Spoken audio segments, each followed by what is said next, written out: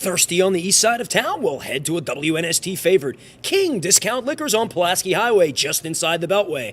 They have it all. I'm Johnny Beth down at King Liquors. Come and see me for all your needs in wine, spirits, and beer. Don't forget to give the King a ring. Thank you very much, Bob Barr. Back on Radio Row here, day 3 of our live Super Bowl coverage. And you know what's funny? Bob Parsons is here with Godaddy.com. We're going to talk to him in a second, but we're going to probably focus on his friend first. And, you know, it's really funny. I notice none of you guys ever bring 67-year-old women who can't walk to these things.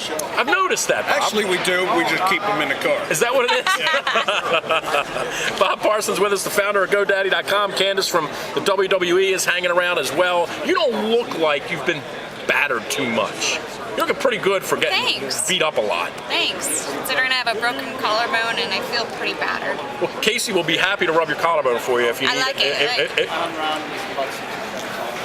Go get him. Not moving fast. Go get him. Dude, if you're scared, say you're scared, man. I can't hear it. He's got stage fright. Oh, okay. I just said you can rub her collarbone for her. Yeah. No problem.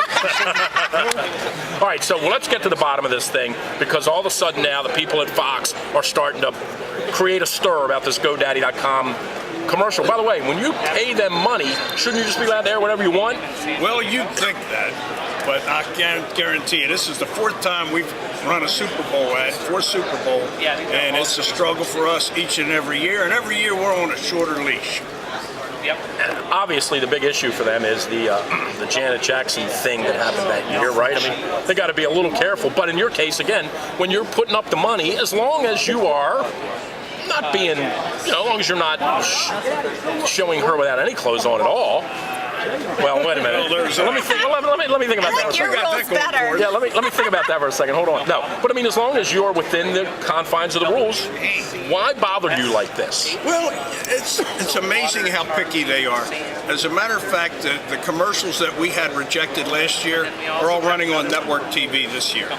So they put us on a short leash for the Super Bowl. And I don't know if they do that for everybody, but they certainly do it for us. Like, for example, Candace is even not allowed to show even the tiniest bit of cleavage. Well, what a shame. And I can tell you that, if you look at the cheerleaders, you see it there. You think? Well, yeah. Right. And you guys can look. I'm not looking, but Casey will. Is this cleavage you want to see, Casey? Yeah, that's, yes. Take it from Casey. By the way, he's our director of cleavage. We run all the cleavage by him, and if Casey thinks it's is that suitable cleavage? Yes. Okay, then see, top shelf. We'll be happy to take over the job for Fox. In fact, we'll be more than happy to be the cleavage director if that's what they need. We knew that. Casey, your wife's on the phone. So, where's it at now? I mean, the ad's done, obviously, right? I mean, Actually, the ad's done, and it's in queue.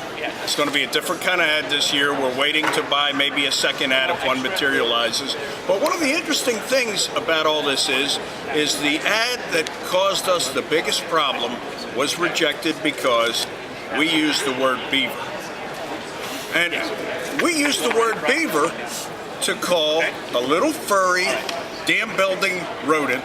We referred to this little rodent, which was in fact a beaver. And I checked the National Geographic Encyclopedia. I've seen them in those They books still before. call them beavers. Yeah, these little dam builders. Right. And Fox came back to us and said, if you call the beaver something else, we're okay. We're okay.